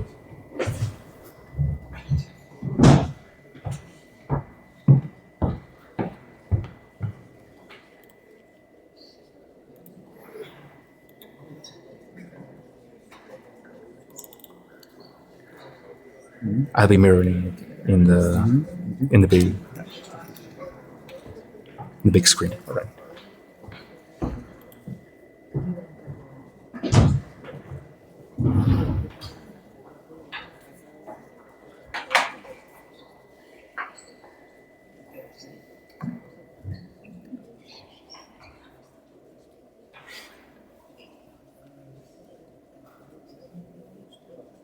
Okay. Buenos días. Voy a empezar con una sorpresa y espero que les guste. Dado que soy griego, trabajando en Bélgica, visitando Madrid, voy a hablar en la lengua franca de la época, entonces voy a hablar en inglés. So I will talk about the green transition, which is the extra pillar of this project. And I will focus on certain developments, certain key legislative reforms. It's a technical field, so I will mostly focus on policy developments, certain initiatives. But since the main focus of this project, this group, I understand, has to do with consumer law, I will focus on the effect of different choices and different developments in the consumer choices. So, if someone is interested in the field of energy law and policy, or if someone wants to work more towards that direction, I think if we go to the next slide, this is a starting point. This is the pillar or the basis of energy law and policy theory, and this is called the energy trilemma theory. It's an established theory by now that has been long formulated and processed by scholars that you see in the reference there. And actually, it depicts in the illustration how law and policy in the field of energy balances different objectives. So we talk about economics, of course, and the finances, and this is very relevant to the consumers for sure. It has to do with the functioning of the energy markets, but this is not the only concern we have. When we talk about energy, a field that is dominated by fossil fuels, then we have lots of emissions that we need to curb, and this is very relevant, of course, for climate change mitigation and for environmental protection. So this is another pillar that needs to be served by all possible developments or initiatives that we take in this field. And there is a third pillar that has become more and more acute or clear, which is the security aspect. It has to do with politics or geopolitics even, and it has become more and more relevant. Now, all these pillars, I don't know if you have already thought a bit about how they serve each other, are they complementary or not? Truth is that it is not always easy to serve all three pillars or all three aspects at the same time. It is possible that you try to serve environmental protection by promoting renewables, but then you lead to a market distortion. You want to support investments in renewable energy projects, which means that consumers will need to pay more because they will need to pay for the cost of these renewable energy projects. And whilst we need renewables for mitigating climate change, for becoming more secure in our energy systems in the long or in the mid-term, it might be a problem for the short term. If a country is very dependent on fossil fuels, it's not easy to just switch from day one to day two. You can go to the next slide. And here we focus a bit on what has happened recently, what has triggered different developments. Of course, we start with a major problem we experienced a few years ago, which is the COVID pandemic. And whilst the effects of the pandemic in the field of energy is not the main concern, it is very important. Because at that time, there was a collapse of the demand and supply mechanism. And I understand that you know that this affects how the markets work, how the prices work. And at that time, energy was pretty cheap, actually, for a period of a few months. And not only was it cheap, but it was also very green because we didn't need that much. So we could cover all our needs or most of our needs thanks to clean technologies. But this didn't last long. Shortly after, at the end of 2021, there was a very sharp rebound of the economic activity. So it suddenly started working very fast again.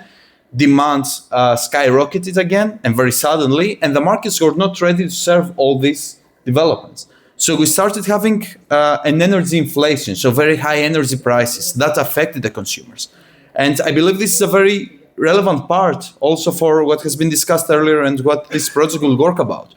What is the position of the energy consumer in this framework of global incidents or developments or events anyway? And within the framework of this energy inflation, there was another unfortunate or tragic development, which is war. We talk about the invasion of Ukraine that sparked or aggravated the energy price crisis, and it even led to the energy sufficiency crisis. There was a time that we were not sure if we would have enough energy, again to the detriment of the consumer. There were countries in Europe, I don't know if it happened in Spain, that they started implementing measures in the heating, for instance, of public buildings that would lower the consumption of fossil fuels. So you would go to work or to a public university or public service, and the workers there could not have heating, or they could only have a limited temperature in the set of the setting temperature of the wall. And this started again a discussion. Okay, do we need to go back to fossil fuels? Do we need to go a bit back and accelerate investments in this field so that we can cover our needs that still depend on fossil fuels, which will again affect the consumers? And we can go to the next slide. It can even be attractive to the consumers to hear, all right, if we accept a little bit more fossil fuels, energy prices can drop, and we can be living for a few more months in an environment of high temperatures in the winter. Indoors, of course, with climate change can also be outdoors. Within this framework now, the Commission took some steps. So what the Commission can do and what the EU can do, what the law can do in the end to tackle these problems. Again, if someone is interested in this field, this is a document you are invited to check. You would like to check the REPowerEU plan. It is a broad document, a strategy actually, that tries to reform and to refresh actually the energy policy at the European Union level for the next years. And this is an illustration you can find in this document that describes or gives a very brief picture, but quite accurate, of what the policy of the next years will be. So we need to accelerate the clean energy transition. We need to save energy because often networks, grids, carrying electricity or pipelines are outdated. So there is lots of energy or lots of electricity that is wasted on the go. And we also need to diversify energy sources so that we don't only use electricity from wind, or we don't only use fossil fuels, but we use more energy sources. Different types of projects contribute to the frame of this energy mix. And for this, we need to reform the energy legal framework, but we also need more investments. And we can go to the next slide at this moment.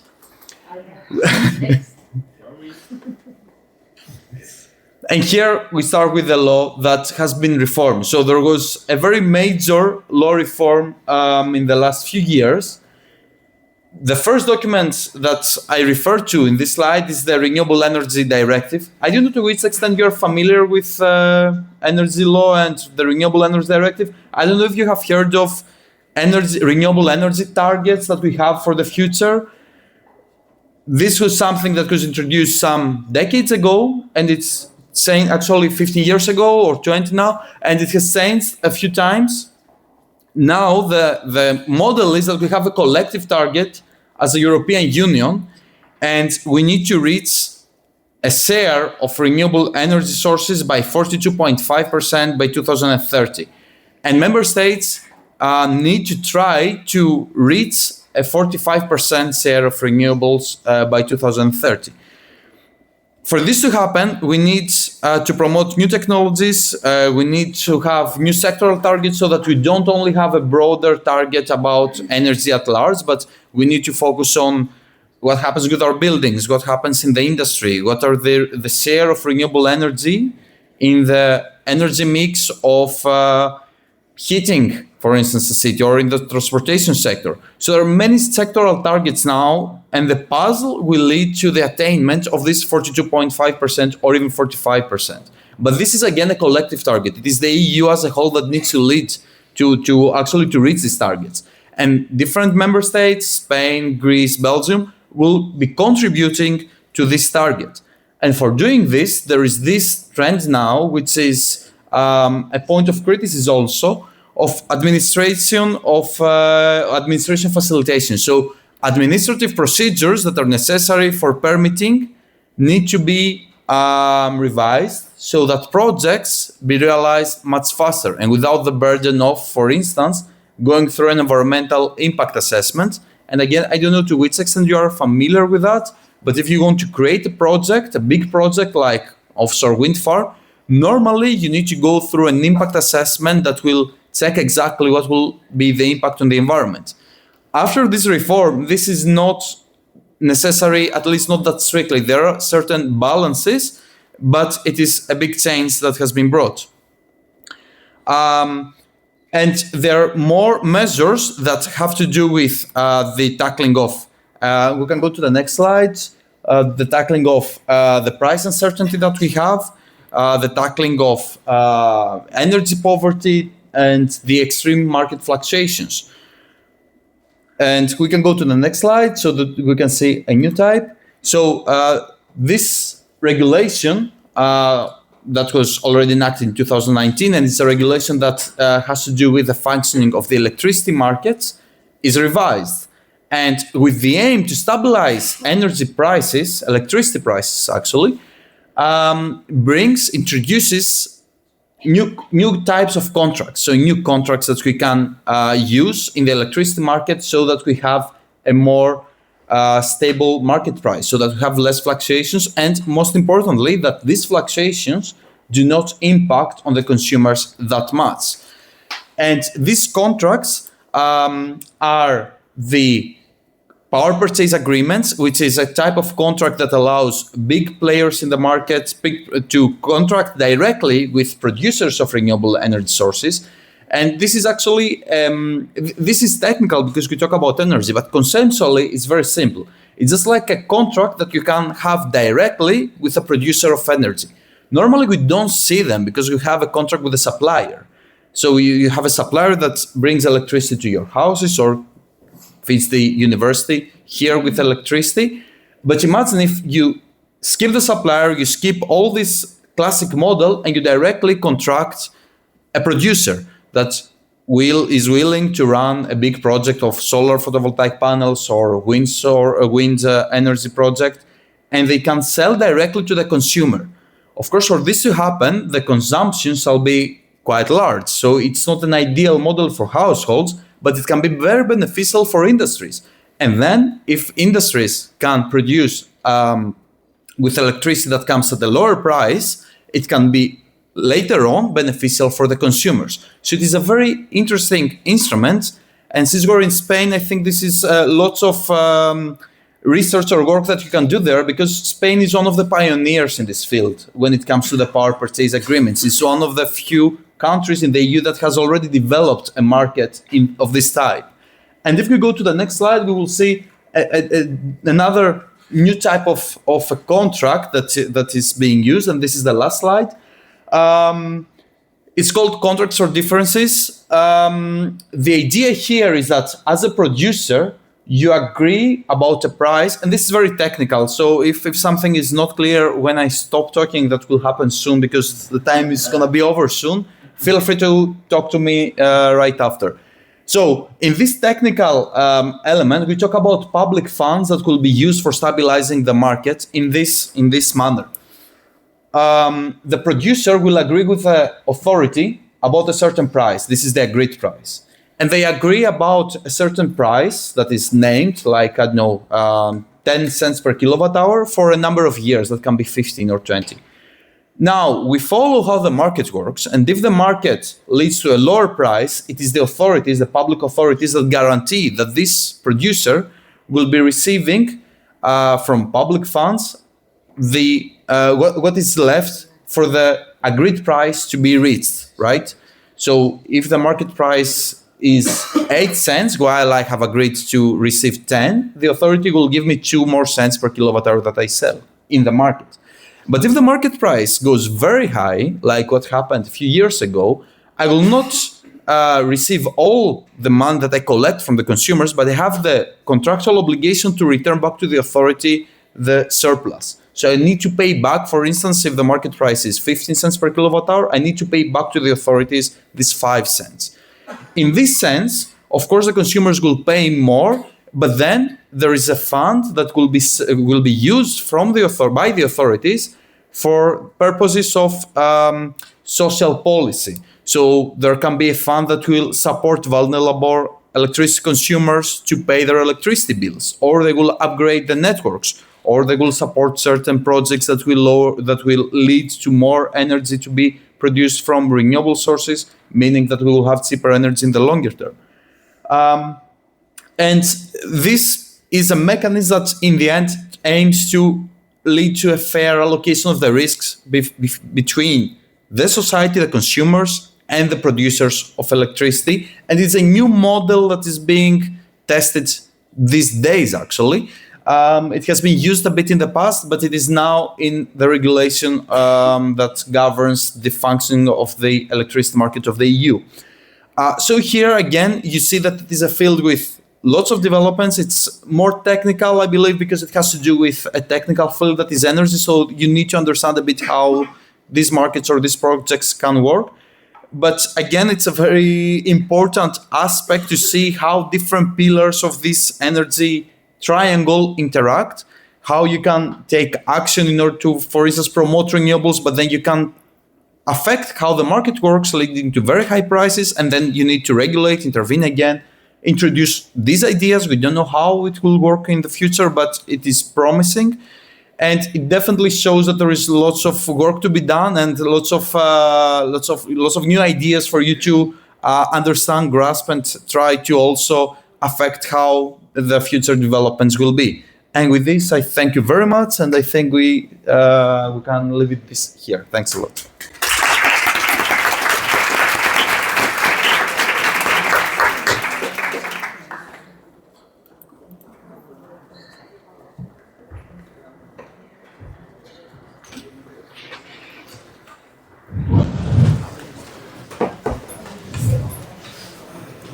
Thank you very much for your interesting intervention. I really enjoyed it, and I think this is one of the main challenges for the newer generations and how to achieve a balanced and sustainable market of energy for not only this generation but also the future generations.